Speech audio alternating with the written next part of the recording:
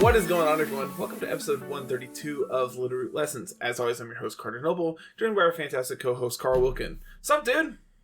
I am still exhausted, but I'm ready to talk TCG. Yeah, I feel that. Like, you definitely, like, rightfully so are exhausted. Yeah. And I feel you. I feel you so much, man, and it sucks. See, I did all the talking last week. It's your turn. You get to teach me all about TCG. That's great. I can handle that. And then we'll probably talk about other stuff. Continuing on with, this like new like sub series that we're running here of like talking about new games that you can go compete in currently while VGC is on hiatus. We're gonna be talking about the TCG today, and that's kind of where my background of playing forever kind of steps in, and we're able to talk about this and everything. Like I kind of mentioned in the past, I am very much like a huge fan of the TCG, especially when I was when you and I were both really, really involved in Magic and everything. There would be times after like F&M and stuff, we would just sit down and my LGS owner would just throw me a Pokemon deck and just be like, yeah, go play. And it was a very, very good break from Pokemon.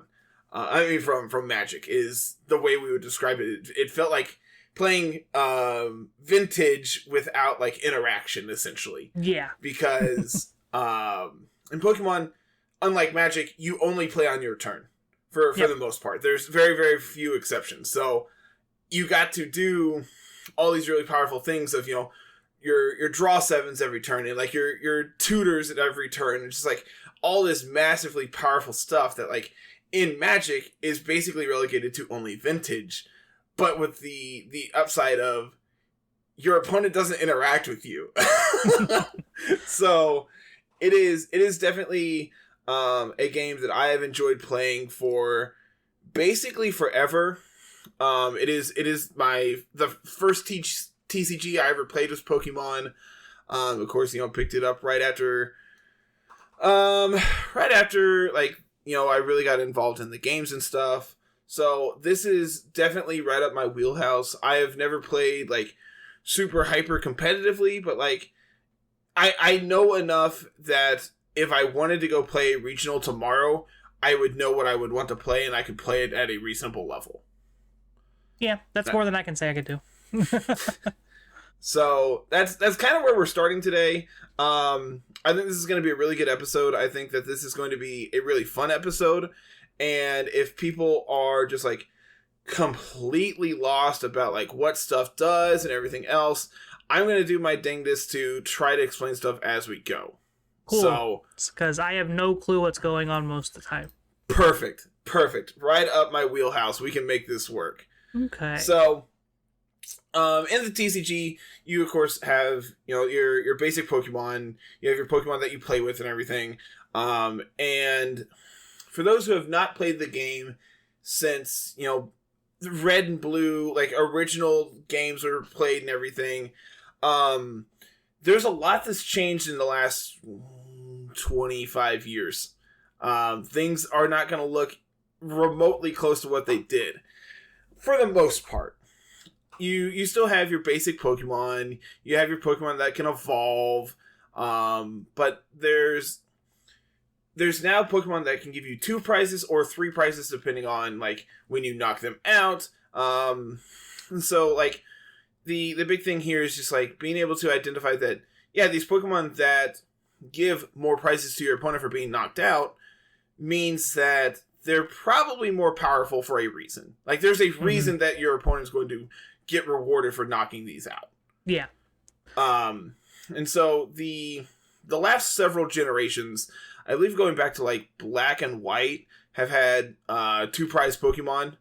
I believe back then it was EXs. It might be back to like Ruby and Sapphire days. I believe just thinking about this. I think Blaziken EX back in this is back in 2004. Mm-hmm. These were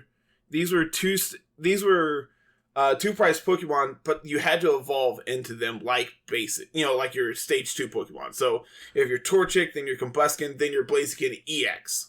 And, it is much more powerful, has very good attacks and everything, but because you had to evolve into them, the game was a very, very much different game than they are now. Yeah. So now you have Pokemon like, just pulling it up here. You have, looking. I have the deck list from Worlds pulled up. And in this first place list, there is Hisuian Decidueye V. You don't need Rowlet and Dartrix. Middlebird to evolve into this. You don't need the basic and the stage 1 coming into play there. It's a Dartrix. I legitimately blanked so hard. All I could think was Middle Owl. So, you don't need your basic and your stage 1s to play this. This is your basic Pokemon. But, as a result, this is a Pokemon that has 220 HP. This is a Pokemon that does things for 1 and 3 energies. They do a lot, and there's a reason they cost, they give your opponent 2 prizes for knocking them out. So, one of the favorite decks that I play that we have, actually, it's here next to me, it is Malamar, Rapid Strike Malamar. And the entire concept behind the deck is you're not playing these 2 and 3 prize Pokemon, but you're able to consistently one-shot them so that you're able to take multiple prizes at once. And when your opponent knocks you out back, they're only taking 1. Mm-hmm. So you're constantly being able to have an advantage over them, even though it takes you a turn to set up. But in that turn that you're setting up, you're also setting up for the next turn when they knock you out. So you have this constant struggle of, I'm able to pressure you effectively while also still continuing my plan to be able to continue pressure. It's really, really fun. It's by far like my go-to deck if I was to sit down and just play right now. It's phenomenal. So I'm looking at Crobat V here, and yes, some of these V Pokemon don't seem great on their face, but I'm assuming it's because it has this nice huge text box of an ability, right? Yes. So, 2 of the best support Pokemon, right now, you have your Crobat V and you have your Lumineon V. Both are very, very powerful. Crobat V, you're never attacking with these Pokemon. You're playing them strictly for their abilities. Mm-hmm. Crobat V, when you play it from your hand, you draw until you have 6 in your hand. Okay, so it's a refill. Correct. You want to be able to, if you're, discarding cards to be able to tutor Pokemon up, you're able to, effectively get your engine online. You're able to then just go, okay, tutor up my Crobat from my deck, play this, go back up to 6 cards, be able to continue from there. Mm-hmm. Just like Lumineon, whenever you play it from your hand, you're able to go search for a supporter, which, are very, very powerful trainers. There's a reason you can only play 1 supporter a turn, because they're absolutely insane abilities. Yeah. So these Pokemon are very much in the wheelhouse of, I'm playing them strictly for their abilities. There are going to be times where this is the first card, this is the only Pokemon I have in my opening hand, and I'm stuck with it. And, those games happen, they suck, and, there's just nothing you can do besides not play them, which then costs you, consistency. This is why deck lists probably only play 1 of them, right? They only play one of these. Because if it's in your 6 prize cards, okay, so to win a game of Pokemon TCG, there's a couple different win conditions. You take all 6 of your prizes before your opponent takes theirs. You knock out all of your opponent's Pokemon so they have no Pokemon left on their bench, which causes you to win. Or you deck your opponent. That one is surprisingly easier than it sounds, especially in these games that go long, because you're playing these things like Professor's Research, which draws you 7 cards. You're playing stuff like Marnie, which draws you 5 cards. You're playing your Crobat V, which draws you up to 6 cards. You're drawing a bunch of cards every turn. Mm-hmm. So decking is legitimately a possibility. It's not like a primary win condition for 99% of decks. Yeah. There are that 1% that does exist that wants to sit there and troll your opponent into submission, and I'm sorry that those exist. So going back to these Worlds decks, the deck that ended up winning was Arceus V Star plus Flying Pikachu V Max. Notably, I just said two different things. I said V Star and V Max, both of which are very different. So V Stars are in the newer Pokemon sets. I believe they were first released in not Evolving Skies. It was a set after that, and I can't remember what it's called now. Good question. I have no clue. This card's pretty though. I have Arceus V-Star up for people to see right now, and it is pretty. Let's see. A Brilliant Stars. Very fitting. Got it. Makes sense, right? Brilliant Stars was the first set to have V-Stars, which are just an evolution of a V, just like your V-Maxes are evolutions of your Vs as well. Okay. V-Stars have a V-Star power, which is either an ability or an attack that you can only use one per game. I remember GX. That's similar to... Yes.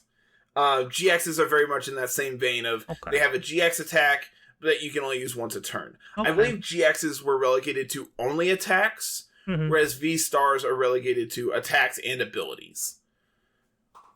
I'm trying to read this ability, and the print's so small on this card that I can't read it. So Arceus V-Star is by far like the best card to play right now in the format, if you want my honest opinion.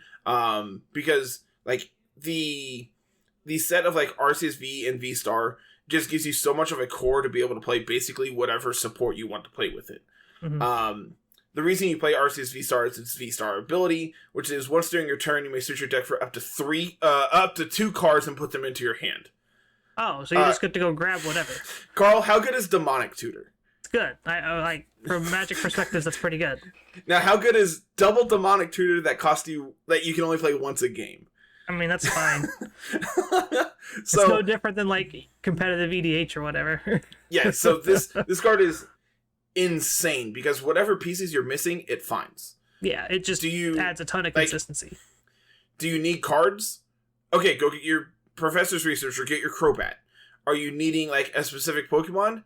Okay, well you can tutor for that. Do you already have, are you missing your energy for turn? Okay, you can tutor for your Double Turbo. Like, the ability to tutor for literally anything is absolutely insane. To be able to tutor for 2 of whatever you want is absurd. And if you watch TCG content, a lot of the time spent in the game is waiting for you to figure out like what your line is. Like, once you find your line, it's set in stone. That's what you're going for. Because again, your opponent can't interact with you on your turn. So it's just finding the most optimal line of, okay, when do I need to Starbirth? When do I need to trigger this ability? Like, when is the most opportune time for me to be able to do this? Do I need to do this right now? No? I'm already pressuring my opponent? Okay, I can save this for later. Oh, I can set up another Arceus this turn instead. Do I need to do that? Like, you're just running through all these permutations of what can my opponent do and how do I prevent them from doing that in a way that allows me to continue to pressure them and not fall behind. It is an insanely fun math problem essentially. And I know that I just turned off 95% of people. I'm about to say everybody but me probably just walked away. But that's honestly kind of what it feels like. It's just like being able to solve a puzzle is the best way to try to explain it. So V-Stars only give up 2 prizes. V-Maxes are very much similar to your Gigantamax forms, your Dynamax forms is what these are supposed to symbolize in the game. Which is why you have your Vs, which are just good Pokemon, and then your V-Maxes are gigantic versions of those Pokemon with much higher HP, better attacks, etc., etc. Yeah, so they try to mimic the in-game gimmick every generation to some extent. I'm excited for these Terra type Pokemon cards then. Yeah, which is actually really interesting because years and years and years ago, back in like Ruby and Sapphire, they had Delta species, which was the idea behind it was its own region in the Pokemon world, and like they were experiencing like radio waves which were causing Pokemon to change their typing was like the lore behind it or something like that. But like the best part about it is that you got some of the coolest card arts and like styles and everything, and I absolutely love them, and if I could afford all of them I would. Like legitimately they are some of my favorite cards because they're just so unique looking. Okay, so talk to me about these VMAX cards then. So your VMAX give up 3 prizes, but as a result are typically depending on the deck going to be your primary attacker. They're going to be the thing that you want to be able to equip your energy to and be able to fire off that attack repeatedly.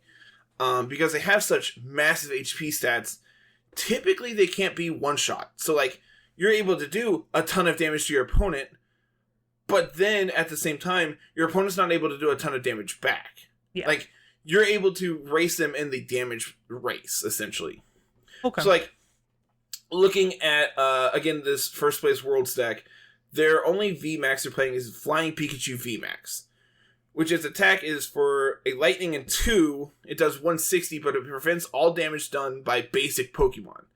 That includes Vs, because they are considered basic, and then it involves, like, you know, all of your basic Pokemon in your, like, support lines as well. So, the big thing there is, like, in the mirror, if your opponent doesn't have a Arceus V-Star set up, their Arceus can't damage your Pikachu. Yeah.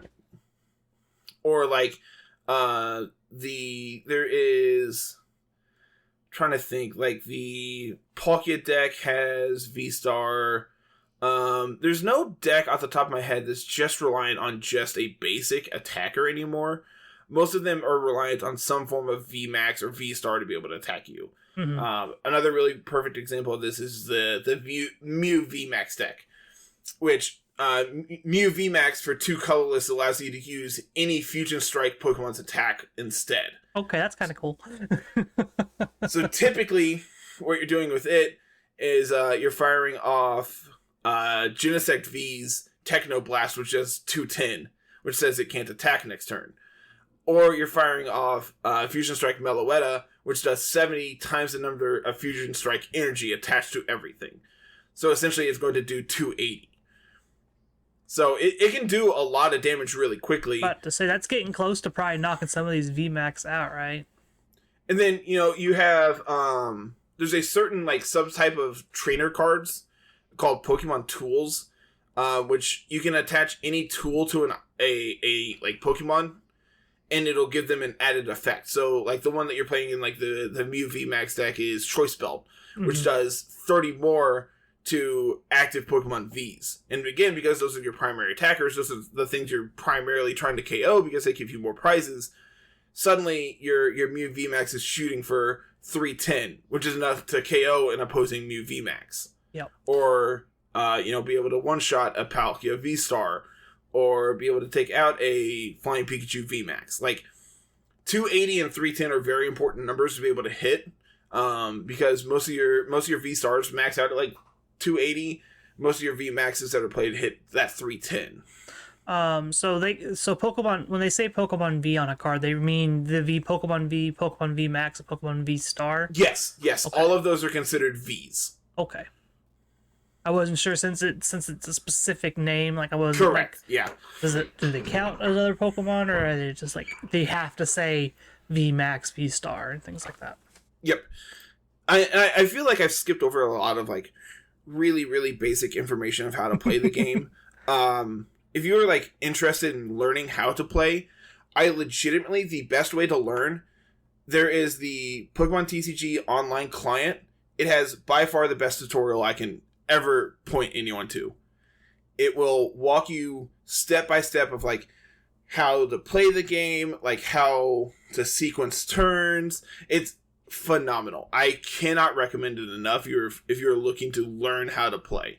I feel like I should have said that probably about 15 minutes ago. Yeah, but probably. like, it is by far one of the best things I can highly recommend people play. And if you're looking for like stepping up to the next level, you're like, all right, I know how to play. Now, like, what do I want to play? That's kind of where we're going today. Like, we're going to talk like specific card types and everything, and then we're going to get into like the nitty gritty of like what decks are good and why. Speaking of card types, I know you touched on basic Pokemon that evolve, like the basic, not like the Vs, but like the basic Pokemon. So, explain how evolving works, because that's something that people I think can get hung up on a little bit. On every turn, you're able to play Pokemon from your hand that are basic Pokemon. So, these are your Vs. These are your, like, again, looking at the Worlds deck, these are your basic Pokemon. This is your Bidoof, okay? Or Sobble or whatever. Yeah, correct. Or your Pumpkaboo here, again, looking at this deck. When, once it's out for an entire turn cycle, so your turn, your opponent's turn, it comes back to your turn.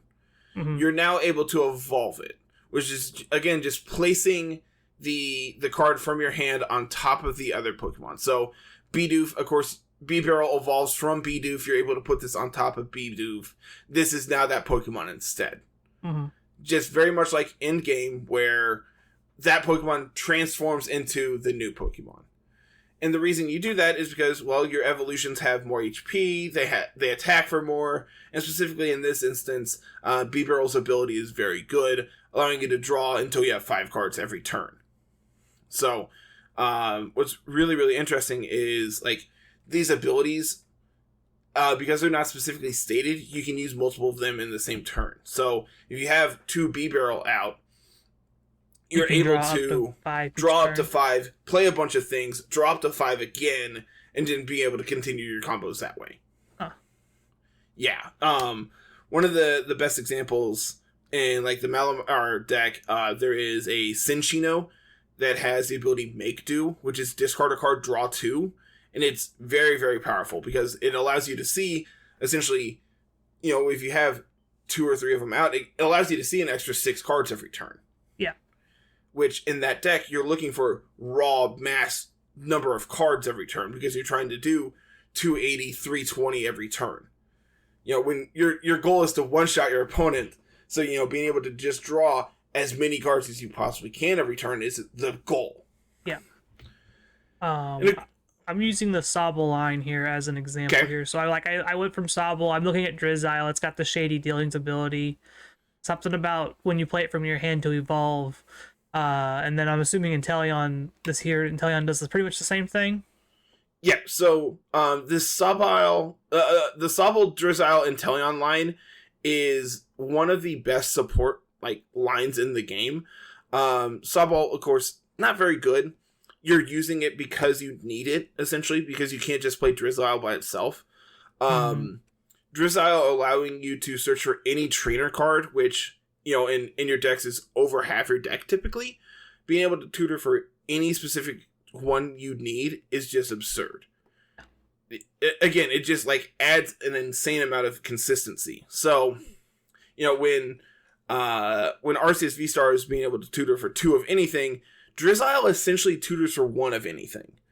So, you're missing a Pokemon, right? Let's say you need your Palkia V-Star. Go get an Evolutions instance, which then allows you to tutor up your Pokemon V-Star. Looking for a basic? Okay, go get a Quick Ball. Looking for your supporter for turn. Okay, cool, that's technically a trainer. You can go get it. You need some extra damage, go tutor up your Choice Belt.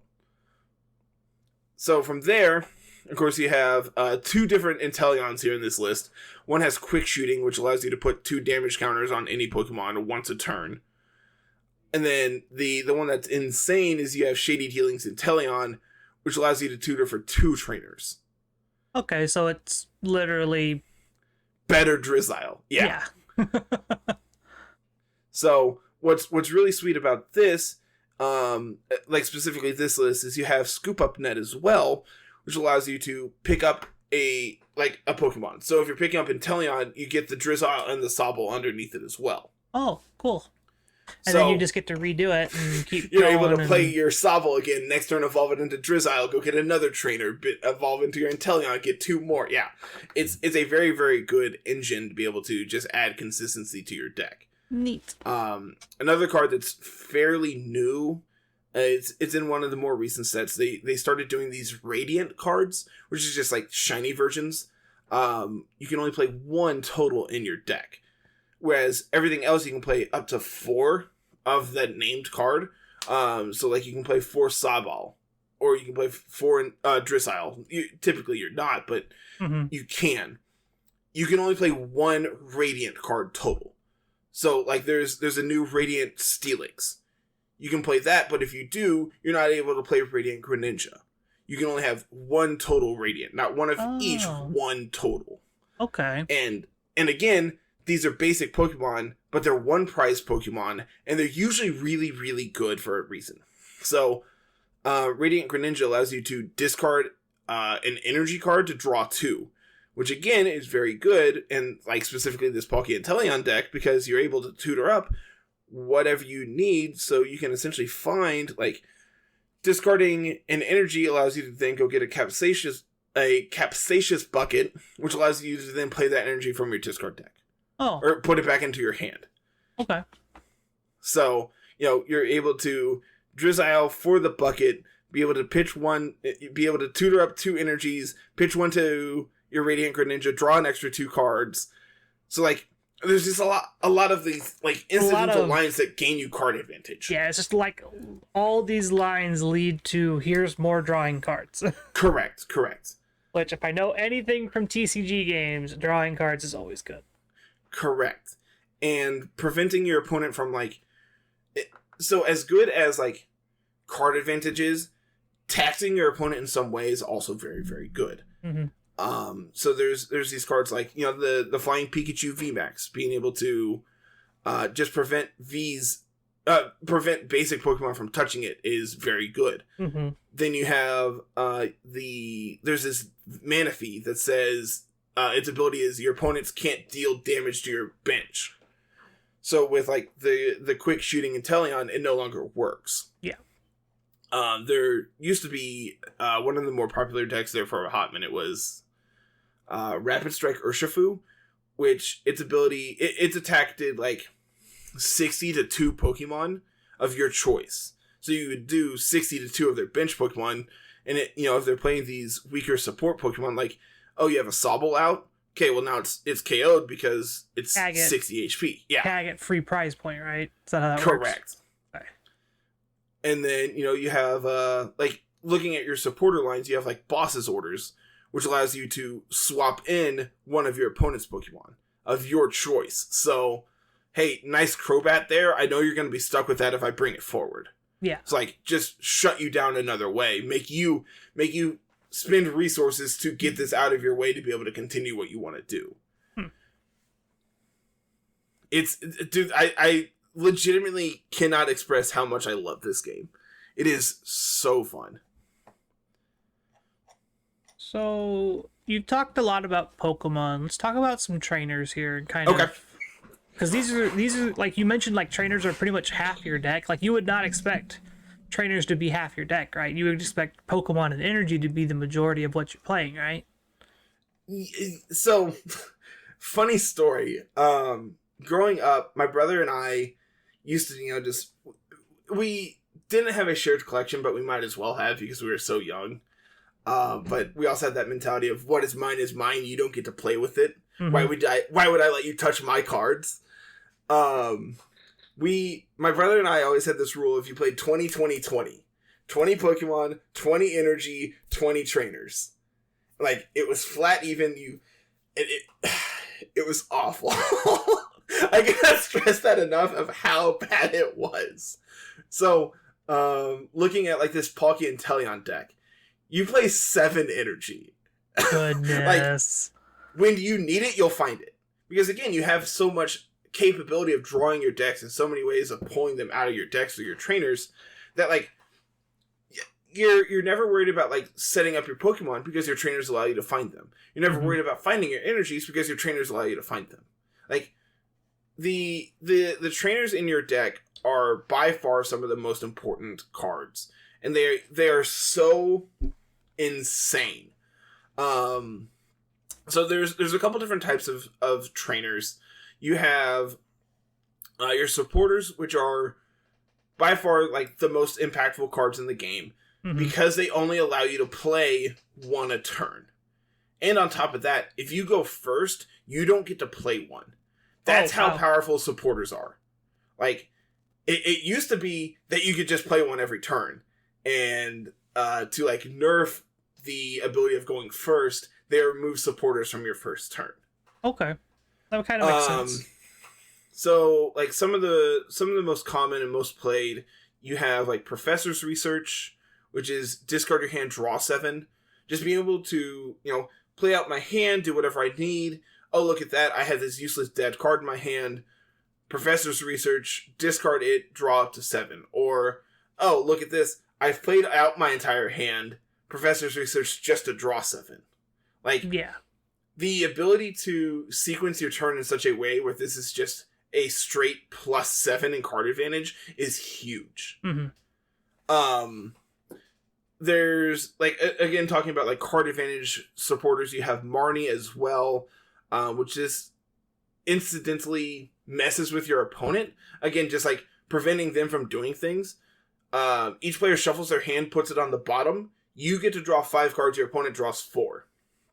So let's say, your opponent, they had, like, Crobat, and then they tutor for something. Like, they have their Arceus out, they played Crobat, they drew up to 7, they Ultra Balled for Arceus V-Star, it's in their hand. Alright, well, Marnie, now it's going to the bottom of your deck, you're getting a fresh 4 cards compared to the 6 you just drew. Like, being able to mess with your opponent's hand is very, very powerful as well. Yeah, being able, you just literally just like, oh, they were set up to do this, now they're not doing that at all.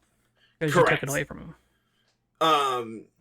And so, there's various Pokemon formats. The most common one is Standard. There's also Expanded. And there's a supporter in Expanded called N, based on the trainer N. Which is each player shuffles their hand into their deck and then draws cards equal to the number of prizes you have left. So it's just like, cool, I'm really far behind. You have 1 prize left. Nice 7-card hand, go to 1. Yeah. Like, this is what I need to cash back up. And like, getting end from 7 to 1 never feels good. And like, Tiff hates playing against Marnie because, it takes away her hand. I can only imagine how mad she'd be if we actually played with like N. Like, just ruin her day as much as possible. Okay. Another super popular one, there's Boss's Orders, which, you get to pick to switch your opponent's bench Pokemon to their active. So, the big line there is like, alright, swap up your support Pokemon, put it up front, easy KO. Yeah. Or, alright, well, I need an extra turn to set up Boss's Orders to switch in your support Pokemon that I know you're not going to be able to get rid of, leave it there. There's also Escape Rope, which is just a item card. Which items you can play as many as you want per turn. Escape Rope is you switch your active, they switch their active, but it's their choice.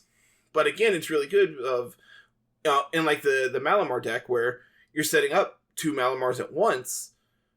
I'm just going to swap to my second one. Yeah. You're going to swap into something I'm going to get a free KO on. Yeah. Like, oh, you have 1 bench Pokemon? I know which one I'm KOing. Yeah, I know what I'm going up against here. Exactly. Or you're going to bring up a support Pokemon and I'm going to leave it there. Or it's a free KO. Just there's very few times where an Escape Rope is detrimental to you and advantageous for your opponent. So, especially since you get to pick when to play it, right? Correct. The fact that, again, there's no interaction means that you are your own, like, you decide your own destiny, essentially. Like, the heart of the cards decide when you get to draw stuff and everything, but, like, you're also ultimately the ones who are able to play your cards when you want. I mean, you're going through so much of your deck anyway. There is no heart of the cards trying to get there. You're going to see your entire deck at some point, probably. There's a vast majority of games that the biggest thing is, you're playing these incidental one-ofs because you're able to see so many cards because you have these tutor packages or whatever. You also lose 6 cards at the beginning of the game that you don't get to see. Your prizes are face down. You don't know what they are. Now, obviously, like, the higher play, you memorize your list and you're able to determine on the first search, okay, these are my 6 prizes. Yeah, I know what's figure not in it my out deck. pretty quickly. Yeah. Once you know your list, it's So it's really simple to go, okay, I have 1 energy prize, I have a Malamar prize, I'm missing a professor's research. Okay, I know what I know what missing pieces I'm missing, so I know like my likelihood of drawing these cards is less likely. And that's why you play things like Quick Ball to get those free look-throughs, which is what I have on screen right now. Quick Ball, very, very powerful enabler. You discard a card from your hand, but you get to search for any basic, which includes your Vs. Because for some reason making these cards tutorable is good. So, discard your redundant energy, go get your Arceus V, which then will allow you to set up Arceus V, get your V-Star out, be able to tutor for 2 cards. Like, you have these lines of just, again, incremental value. Yeah. You have, like, Evolution Instance, which just tutors for any evolution. You have Level Ball, which searches for Pokemon with 90 HP or less. You have Ultra Ball, which you have to discard 2 cards, but you get to search for any Pokemon. So there's a lot of like card selection in this game. Mm-hmm. And yes, some of it's a -2 in card advantage or whatever, but when you're tutoring up your Inteleon, you're incidentally regaining that value. Yeah. Like, sure, on surface value, I can see how people are like, why would I ever play Ultra Ball? It cost me 2 cards. And like, for a very long time, I was in that same boat of just like, I don't want to discard my cards. They're my cards. Mm-hmm. But at the same time, when you're able to just gain so much advantage from doing this line, it's just insane. Back years ago, there was a Execute that once a turn, if it was in your discard pile, you could pick it up and just like put it back into your hand. Mm-hmm. So you would, discard this to your Quick Ball, go get whatever you want, pick it back up, discard it to your Ultra Ball, now it's there for next turn. Like, it was stupid. It was churn through your cards using the same card over and over and over. So this -1 in card advantage was non-existent. Yeah. Yeah, it was really, really cool. Let's see. I think the only other card type we haven't talked about is like stadiums. Yeah, I was about to ask about those because those feel like field magic from like Yu-Gi-Oh! And things like that. Correct. That's the simplest way to put it. Whereas in Yu-Gi-Oh! Each player can have a field card. In Pokemon, only one player can. Mm-hmm. And you can't replace a copy of a stadium with that same stadium. So like, that makes sense. If I have... yeah, exactly. Like, if I have my Path to the Peak out, you can't play yours just to put the card in my graveyard. Like, that's not something you can do. Mm-hmm. So like one of the super popular ones right now is Path to the Peak, which says that Pokemon with a rules box can't have abilities activated. So and a rules box is just any Vs, V-Stars, GXs, your Pokemon EXs from olden days, like anything that says this it has a literal box on it that says the V rule or the GX rule, or just when this Pokemon's KO'd, your opponent takes an extra prize card or whatever. Like, whatever the actual rules box says, those are rules box Pokemon. And this is actually a pretty recent change to having that wording. It used to be that they would just make it whatever the gimmick is at the time.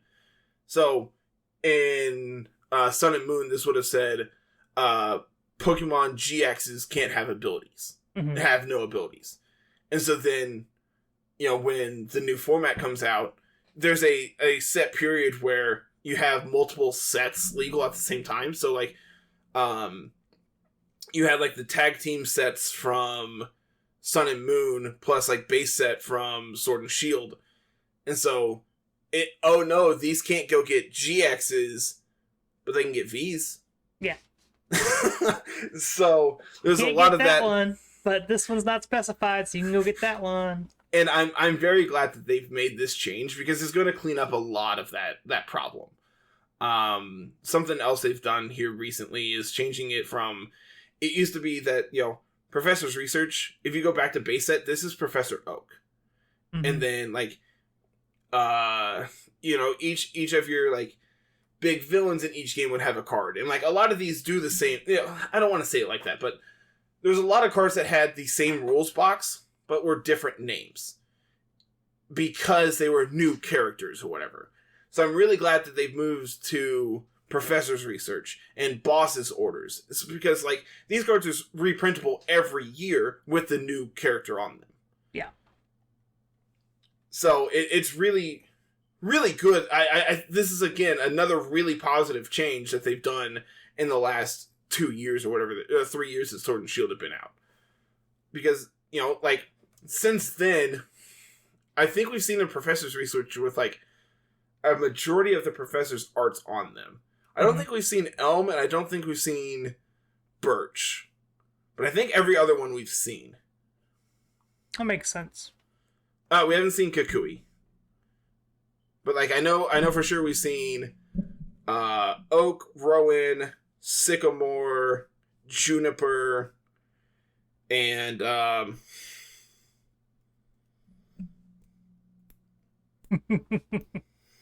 Magnolia? Yep. There it is. Okay. I was going to let you try and figure it out, but if you weren't going to figure it out, I was going to let you know. Like, I'm running out of trees. I was going to say Old Lady, and I knew that wasn't her name. So, really, Old Lady really you glad see I was 3 able to get times in there. the story. I'm really, really glad I was able to get there. So the last card type we haven't really talked about are the energies. Is there Yes. limits on those, or? So, there is a basic energy associated with each type within the card game. Notably, not every type of Pokemon has a type associated with it. A lot of them are grouped together. So notably, like, most flying types have a normal type card, because flying and normal they coincide into the same type. Same with like rock and fighting and ground are all grouped together under fighting. All under that fist. Correct. So it's kind of strange to see, Onyx and Hitmonchan, both of which are weak to 2 very different types. Yeah. And, are both very different types themselves. Hitmonchan could beat Onyx, but not in the TCG, because Onyx isn't weak to fighting. It's normally weak to like water or grass. Weird. So the types in the TCG each have a coordinated like type of energy. You have I think 7 or 8 different types. I'm just thinking off the top of my head. The only one that doesn't is normal and dragon. Dragon again was one that they started I think in X and Y. There for a very long time did not have a typing. Same with like, of course, Fairy. Fairy got its own typing come Gen 6. And then when Sword and Shield came out, they took Fairy away and just made most of them like Psychic type. Mm-hmm. Just to consolidate that back. Because it's easier to be able to group Pokemon into the Psychic typing than it is to continue to make Fairy Pokemon that can only be Fairy typing. Yeah. So they just consolidate. They want to be more general with their typings rather than more specific. Correct.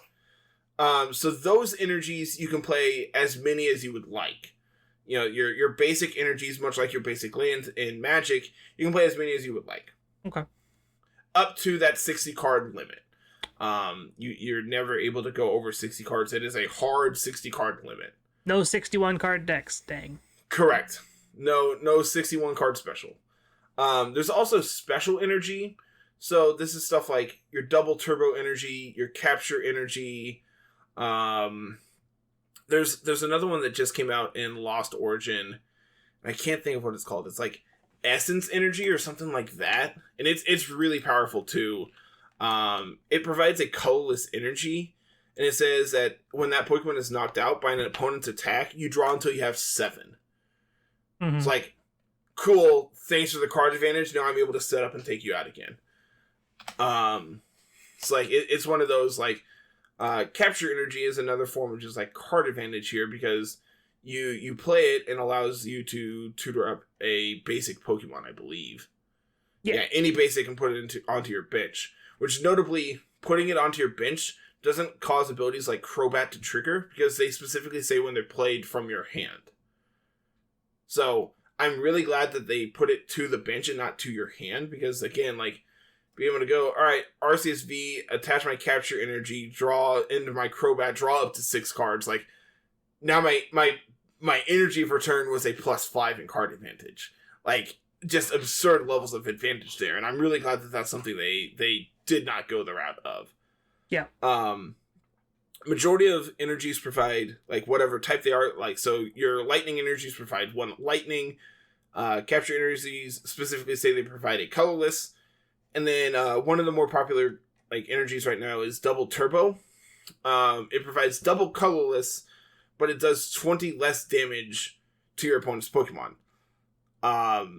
So back in, like, the base set era, back in the olden days, there was a double colorless energy, also known as DCE, which literally was just double colorless energy. Being able to have this energy acceleration was very, very useful, very, very powerful. They also had, like, rainbow energy, which was very useful back then because it provided whatever color you needed at the expense of 10 damage. So, like, sure. If I'm playing, you know, a deck that requires multiple forms of energy, okay, whatever. Neat. So, like, there's still forms of, like, rainbow energies now. Looking at, like, the Mew Genesect deck here, there's Fusion Strike energy, which is specifically a Fusion Strike card, this is, I believe, something new they started to do in, like, this set. I could be wrong. There's a very large period where I didn't play the TCG, and I wasn't caught up with it. But they're, like, this subset of cards that are labeled on each of them. Mm-hmm. So, specifically for, like, Mew VMAX cares about Fusion Strike Pokemon and using their attacks. Fusion Strike Energy is a rainbow energy that can only be attached to Fusion Strike Pokemon. Neat. And it also has the added effect that it prevents all effects from your Pokemon's abilities. So, from your opponent's Pokemon's abilities. So, stuff like your Quick Shooting Inteleon can't shoot my Mew because I'm immune to it. Mm-hmm. And then stuff like, again, looking at this Mew Genesect list, you have a form of, like, acceleration here in Elisa Sparkle, which looks for 2 Fusion Strike Pokemon and puts a Fusion Strike energy on each of them. So, you know, this is, again, energy acceleration because this does not count towards your 1 energy you can play a turn, but it also accelerates and puts it directly from play onto them. So, like, it's just really, really useful. This is just, like, another way of, like, being able to power up your Mews using your Meloettas. Like, it's really, really good. When this Mew deck first came out, it was very, very good. Yeah. Because their main draw engine is Genesect V, which when you play it, you draw cards until you have cards in your hand equal to the number of equal to the number of Fusion Strike Pokemon in play. Mm-hmm. So you're just able to go, alright, Genesect into, you know, Battle VIP Pass, go tutor up 3 more Genesects, play one of them, be able to draw up to now 3 cards, play again, drop to 4, you know, just extreme card advantage insanely quickly. There was multiple games where I was playing against a kid up at the shop who he would just, you know, turn 1 he'd have 2 Mews and then play 3 or 4 Genesects and just like, all right, cool, you just, you know, had a plus like 12 in cards this turn. It's turn 1. Okay, that seems fair. That seems totally fair and balanced. That seems like something you can do. And like, there's a reason this deck was good when it first came out, and like it still finished 6th at Worlds. Like this deck's very, very good. I would like, if you're looking for like a synergistic deck to play, this one's really useful. I don't know how your matchup is against like Arceus, but you're able to draw a bunch of cards and you're able to one-shot them, so it can't be all that bad. Yeah. And like Mew VMAX doesn't get one-shot by Arceus either, so it's probably okay. Speaking of Worlds, I know you wanted to talk about at least the first place deck list from Worlds to kind of give people an idea of what they're looking at when they're building their first Pokemon deck. Yeah, so I've been looking at Limitless TCG is like one of the best resources I can recommend looking for like TCG decks and everything. They have, I want to say they have a like budget option somewhere on their page. I could be wrong, but I've definitely looked at their page for like all kinds of results. They have metagame breakdowns, so they can tell you based on, the last 3 months, there's been, 35% of Palkia V-Star decks have top cut. Like, it's really, really insane. And that's what we're using here for like the World's data. So, first place here was like I've talked about here, the Arceus V Flying Pikachu deck. I actually haven't read this Decidueye. What does this do? I don't know. Fighting double colorless for 160. May discard up to 3 energies from your hand. This does 30 more for each card discarded this way. And then V-Star, during your turn you may draw cards until you have 8 cards in your hand. That seems pretty okay. Yeah. Yeah, that seems like pretty alright, especially when you have your Arceus to be able to just like power up, and your Trinity Nova here to just put 3 basics onto it, so then it's like immediately powered up, ready to go. Yeah, it seems okay. Not sure this is something that's going to be like played in the future, whereas like Arceus V-Star as a whole will probably continue to be played. There is, I need to find it. There was a, we haven't talked about them, but there's a V-Union, which is again just like another subset of cards that was played. And you could only get them from like box sets because you had to play four of them at the same time from your discard, and it took like each card was a corner of the big card, and you played all 4 of them at once. It's really intuitive online, and in paper it's kind of messy, but like it looks so cool. Ooh, there's a Aggron VMAX. What does this do? It's not very good. I don't quite know how this finished 13th at Worlds, but okay. Arceus is really good. Who knew? I found a Reggie deck. Yeah, the Reggie deck, I believe. This deck is super, super sick. So Regigigas is your like primary attacker in this deck.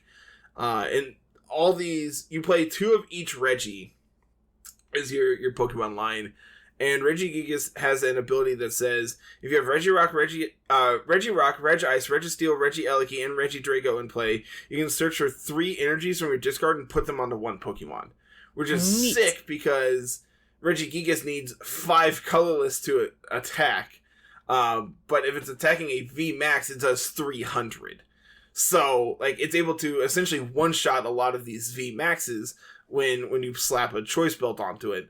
The problem is, they kind of introduced these a little too late because V-Stars aren't V-Maxes, and its damage is only reliant if it's a V-Max. Like, if this is to a V, it'd be insane, but because it specifically says V-Max, it's kind of okay at best. But you have a lot of things going on here. You play Twin Energy because you're not a GX deck, so it's another copy of like double colorless. Capture Energy to allow you to tutor up your Reggies. Speed Lightning Energy, which when you play it to a Lightning Pokemon, which specifically here is Regieleki, you get to draw 2 cards. And then Aurora Energy is just Rainbow Energy. Neat. Yeah, you had to discard a card, but when you're, looking for multiple types to attack with, then there you go. Hisuian Heavy Ball lets you look at your face down prize cards. That's cool. Yeah, it's really, really sick. Tiff really likes this card, and like understandably so. You're able to, I'm missing both of my Regielekis are prized. Luckily, I drew my one heavy ball so I can pick it up. It's like it's really cool. I'm looking for. I thought there was a Mewtwo V Union deck, the top cut. Not about one I've seen.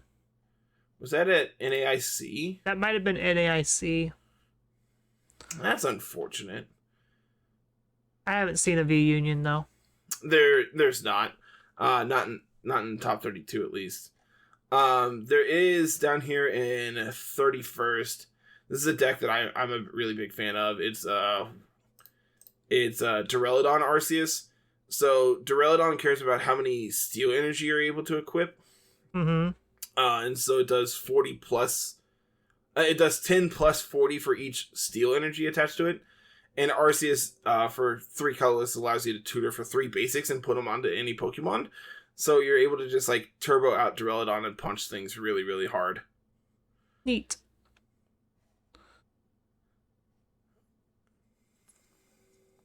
Huh. Yeah, it's really cool. I was looking at the VMAX. It's okay. The fact that you need a fighting energy to be able to use it kind of sucks. Oh, the ability is what's cool. Prevent all damage to this Pokemon.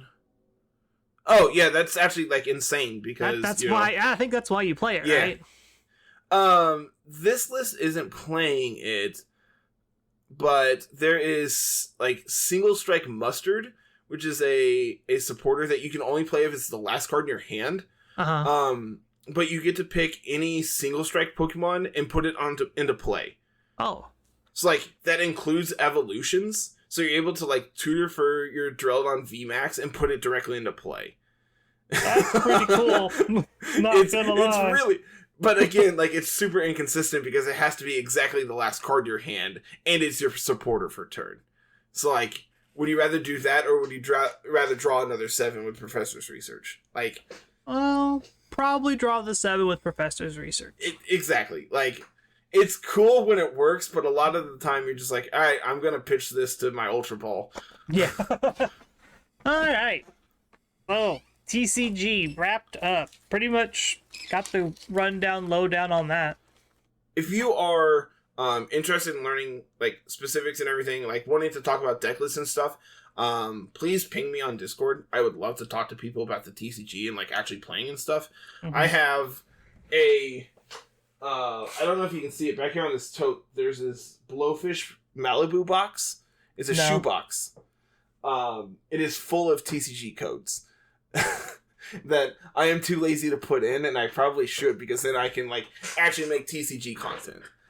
The problem is like building stuff on the TCG client is not like the most intuitive. There's no like duplicate prevention, so like you can open 7 of the same card, and that's really unfortunate. Because when I'm looking for specifically like Arceus V-Stars, well, when I've opened everything else in the set, it's really unfortunate. But yep, that's why you just wait for the new client, which is going to be out eventually. Trademark. Yep, soon. TM. Yep.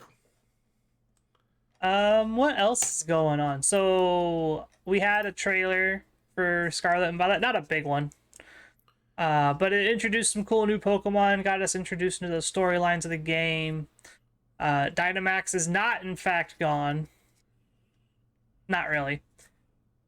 The Titan Pokemon. Oh, okay. I'm like, did I miss something? There's did we watch a different trailer? The joke is the Clough is Dynamax because it is huge. Big like, crab. Very big. Like you see the totem Pokemon from Sun and Moon. You've seen like Alphas and Arceus. This Clough dwarfs all of those in comparison when you're looking at it like through the game. which that's something to do with some NPC side quest cooking thing. I don't know. Yeah, But I don't, meh, whatever. I'm not interested in knowing what the story is. I just need to beat it so I can play competitive. Correct. I need someone to start sending me rental codes day one so I can start making content. Yep. We got the other two story paths. Something about Team Star, a bunch of rebel students. Cool, whatever. The ladies' boots are huge. That's all I know. Yes. They are huge boots. They are definitely made for walking. And then there's the gym leader storyline, which is the thing everybody's used to knows about. Mm-hmm. I know a couple people on Discord were talking about it. It's really interesting that in this game, champion is like just a title. It's not like a role like it has been in Sword and Shield, where Leon's the champion of the region. That means he's in charge and he's really good. It's just how they view it. It's like, yeah, you're 12, you can be champion. Like if you look at it in certain other places, cool. It's like Gen 1 champion, they didn't do anything. Nah. It's just a fancy title. It was best trainer. You beat the Elite Four. Congratulations, you are now considered champion. Mm-hmm. Oh, you lost, you are no longer champion because somebody beat you. And if somebody beats them, then they are the champion. And it just... I feel like it's a hark back to doing that style of thing rather than like the champion is involved in everything. This kind of like, or is like hiding in plain sight like in Gen 6. Just like there's Diantha, just champion of Kalos. Just you see her in a cafe. Was it ever said in those games that she was the champion before you fought her? No. But it's just...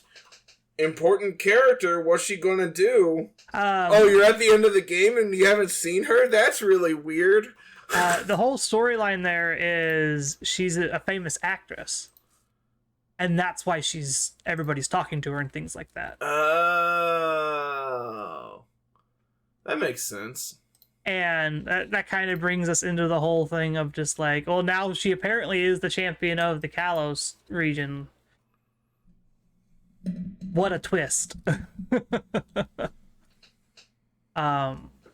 yeah, the big thing to come out of the trailer is the auto battling system. People are going to lose so many shiny Pokemon because they have auto battle on. I can't wait. I can't wait for the clips. I can't wait to see them all. I didn't even think about that.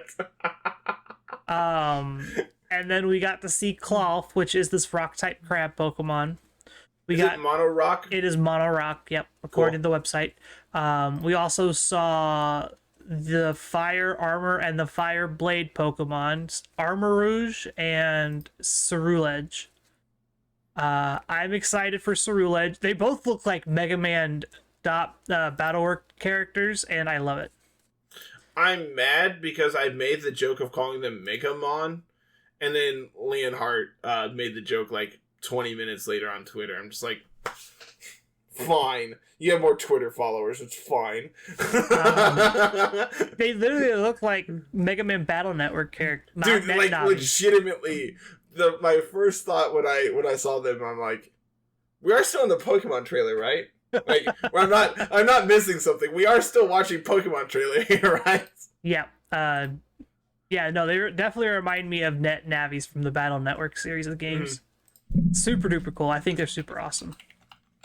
Really good design. They almost remind me of Bisharp, like with their face and head designs, but I know that's like not what they do. Yeah, it's really cool. I do really like them. Each of them have, their own like special attack and everything too. So yeah, it's cool. Mm-hmm. I dig them. I think they're really, really interesting. I think Ceruledge is going to be probably the more potent VGC Pokemon just because it's got recovery on its signature move. We have typing for them too, like, right? Fire Psychic for Armarouge and Fire Ghost for Ceruledge. Do we have abilities yet? Flash Fire for both. Interesting. We don't know anything about hidden abilities or anything like that, but regular ability is Flash Fire. Interesting. I'll take it. So Seems Surrender fine. Edge is literally Chandelure Yes. in a different form. Correct. Cool. No argument. Got Fire Ghost, Flash Fire. Go nuts. Do your thing. I'm excited for these games. As of recording, there is 69 days left until Scarlet and Violet drop. Nice. Super excited. What are you giggling at over there? 69, haha, funny joke. Haha, funny joke. that's literally it. What else is going on? I'm a kid. Leave me alone. What else is happening before we leave and head out the door? Oh, we have an event on Saturday with Power Trick Events. Spikemouth VGC event on the 17th. Yeah. Starts It's gonna be sick. Starts at 11 a.m. Eastern Daylight Savings Time. Check-in will open in about an hour before that. Yeah, it'll be a good time. I'm excited. It's on our Twitter. Go find the Battlefy link. Yep, come join. It's free to play. Good luck, have fun.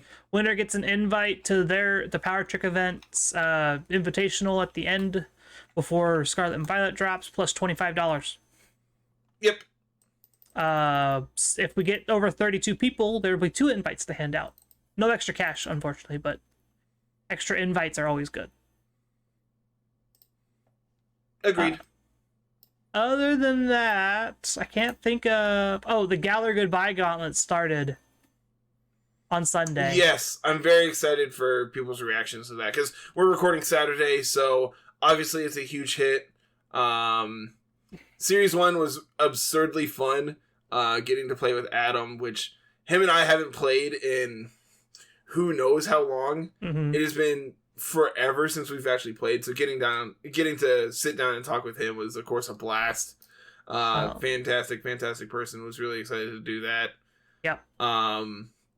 Next week we have Krebs on, which that match was also very good. Both of them that I've played so far have just been awesome matches, and getting to play these old series is just absurd. So you got Series 3 and 4 pretty much planned out now at this point, getting ready to record those this week. Waiting to hear back on a few things just to confirm times and all that, but yeah. Super excited. Fun stuff. Agreed. It's going to be a good time. Dodrio comes out this week. Which I luckily have saved all my gold, so I'm going to be able to just trounce we also and got get in there and... the spotlight for Clefairy Clefable overnight last night, going into this morning, because the Clefairy event in Japan was today. I think there was one for Go here tonight as well. Yep. They had this whole big thing lined up with Clefairy for today. There was a Go thing. There was, I think, something for Sword and Shield going on that you could do in Japan. There was a whole slew of stuff, Clefairy based stuff going on for I think it's either the Harvest Moon or something to do with the Moon Festival. And that's cool. Them finally putting Clefairy Clefable in the game after it being in the beta that we got footage from way back when. It's kind of fitting now. Agreed. It's really cool. I'm really excited for it. October 13th is the day it comes out. Sick. Super excited. So literally 2 weeks after Scizor. It's going to be cool. I'm excited. Same. I think with all that out of the way, I don't know if there's anything else to really talk about. I can't think of anything. I feel like we've talked quite a bit tonight. I feel like everything we've talked about has been good, so... Yeah.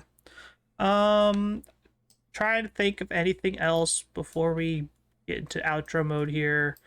Talked about the Spikemouth event. We've talked about Galar Guy tournament, the Triple G. There's nothing else going on this week that I know of. Nothing I can think of. Egglock's still going strong. Dude, I love the Egglock. If you haven't watched it, please do. It's so fun. I'm currently trying to figure out... I genuinely enjoyed playing it. If I want to do... Who I want to do my next, Unite build over. Try to figure that out right now. Was thinking about touching on Espeon or Mime because they're both really strong right now. Mime is very good. Mime currently boasts a 54% pick rate and a 54% win rate, according to the Unite API. That is head and shoulders above everything else. I believe the next most picked Pokemon is at like 16%. Like, that's pick rate. Insane.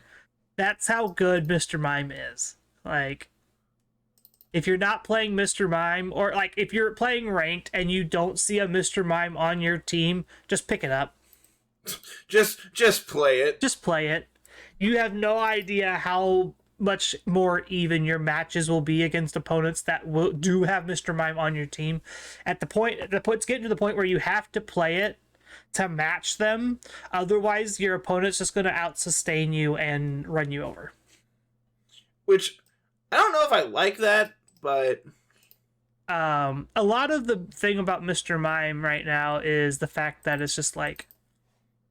It's a hard tether. It's hard to get away from. I mentioned this in the tier list. It's like, the reason Mr. Mime is so good isn't because of the healing, isn't because of how, like, many stuns you get, how often.